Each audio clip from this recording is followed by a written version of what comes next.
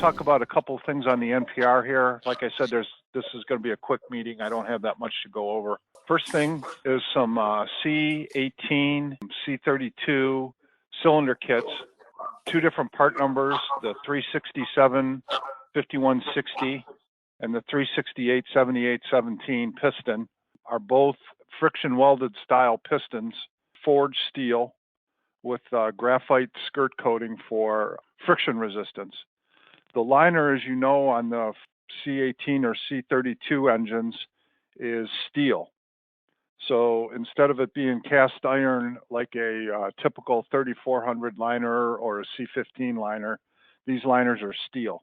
The wall on them is very, very thin. They're only like 3/16 of an inch thick, but they're steel, so that's how they get the strength out of them.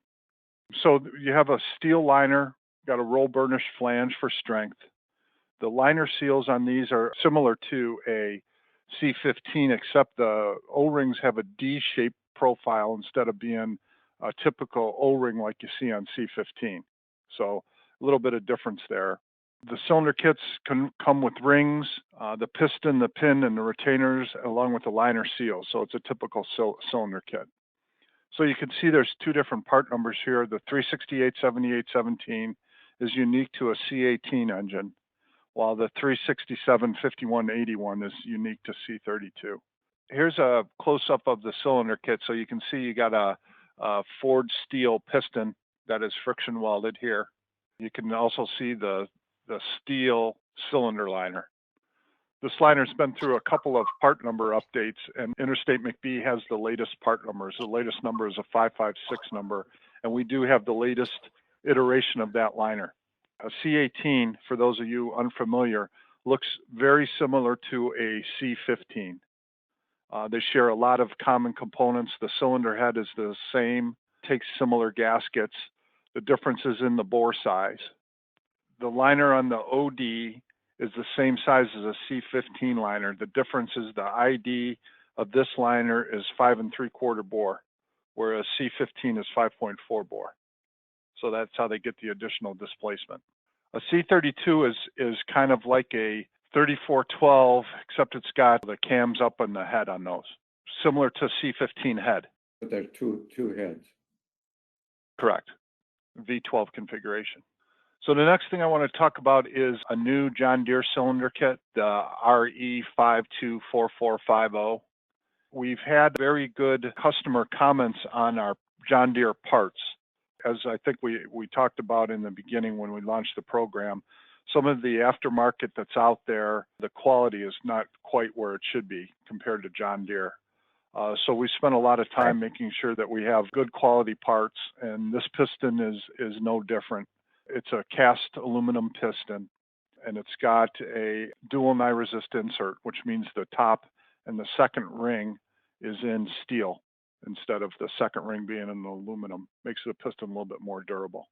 Again, we have the induction hardened cylinder liners where applicable. John Deere does induction harden their liners.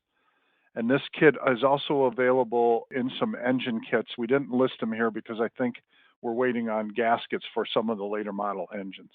So here's a closer picture of the cylinder kit.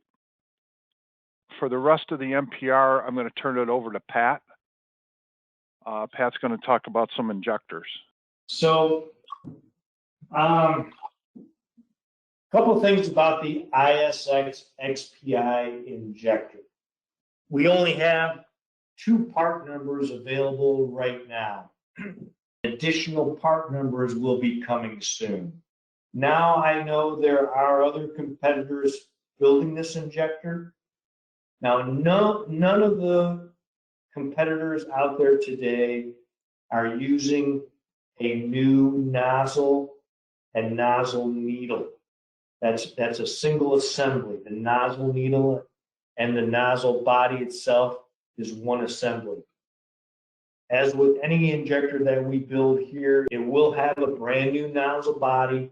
It will have a brand new nozzle needle. And this injector is calibrated and tested. So it's got the same trim codes that the OE has. So it is a direct replacement to an OE injector. This is a very popular injector and seems to have quite a bit of interest. I think we've seen this before. The John Deere common rail injectors. We have 4 part numbers. These go into the late model 4045, 6068. The 4045 and the 6068 is the same engine. One's a 4-cylinder, one's a 6-cylinder. But the injectors are different. They have the little kit you see here comes with every injector. So you have the injector and the kit. Obviously, the kit doesn't have to come back as part of the core. That's all I have. Does anybody have any other questions? If not, everybody have a wonderful Thanksgiving.